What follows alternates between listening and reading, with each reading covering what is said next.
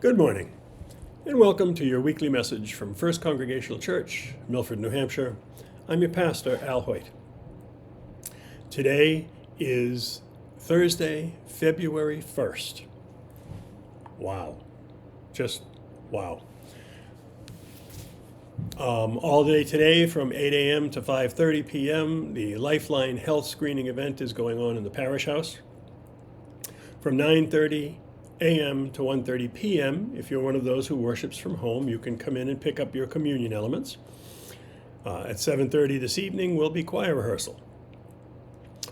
Tomorrow, Friday, February 2nd, from 9:30 a.m. to 1:30 p.m., again, you can come in and pick up your communion elements. Sunday, February 4th, at 9 a.m. is adult Bible study in the parish house parlor. At 10 is our live church service, also live streamed. Following the church service, the coffee hour will be hosted by the Board of Trustees.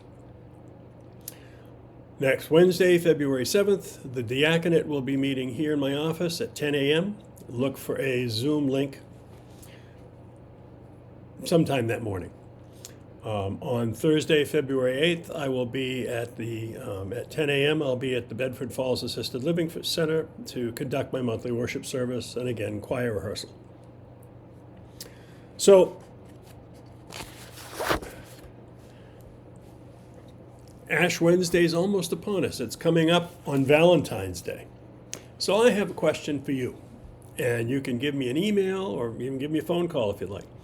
Would you like to have an Ash Wednesday service on Ash Wednesday?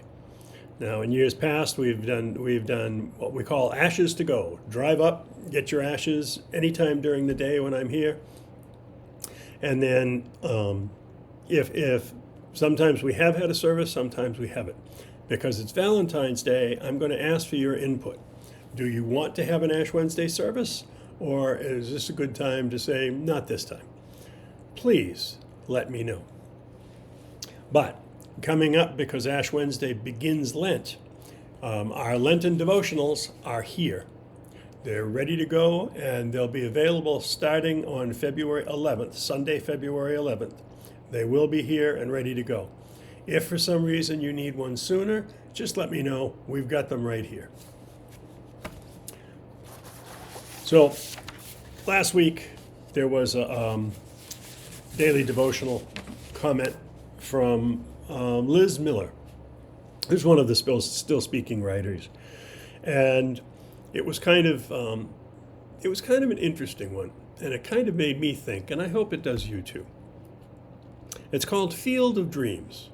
I hope you remember that movie. A Field of Dreams by Liz Miller, and she quotes 1 John chapter 3, verse 2a. Beloved, we are God's children now. What we will be has not yet been revealed. And Liz writes, behind one of the campuses of the church I serve sits a 5-acre field. It looks like any other field you might drive by on the side of the road. Thick patches of overgrown grass and weeds, a blank expanse absent of any markers of ownership or identity. A few years back, the field was purchased by our church as an investment in the future, a site of anticipated development, awaiting a vision to reveal its purpose. It is a meadow of what-ifs, where we dream aloud. What if we build affordable housing? What if the space is transformed into a community center? What about a hub for justice to feed our neighbors?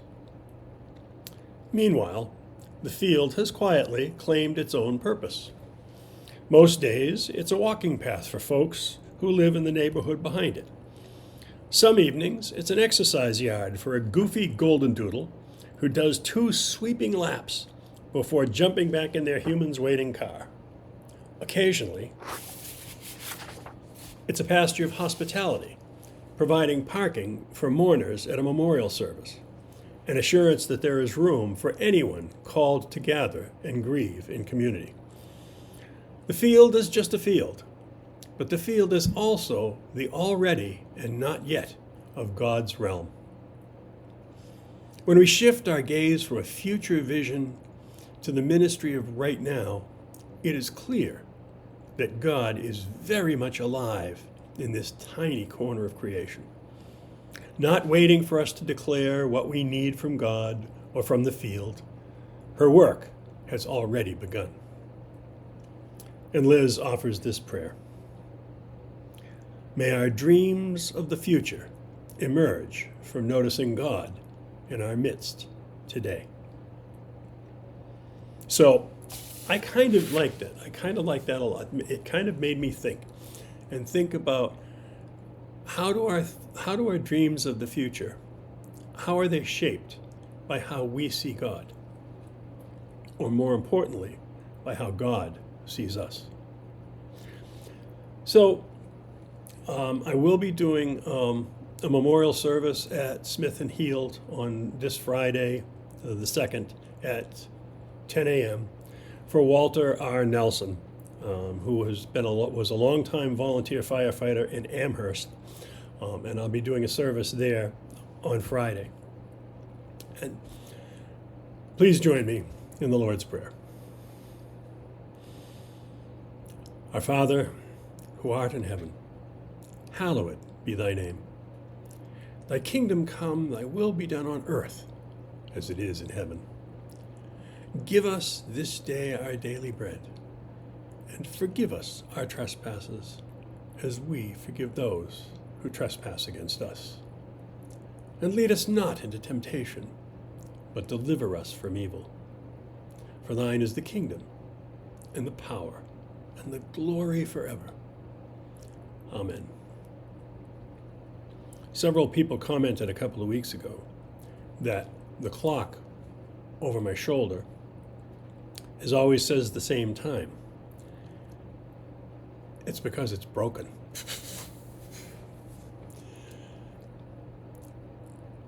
I hope that you are looking forward to the season of Lent, as I am, as the activities that come with it. We will be resuming our Lenten soup and bread suppers, and Bible study, and I hope you'll be joining us for those.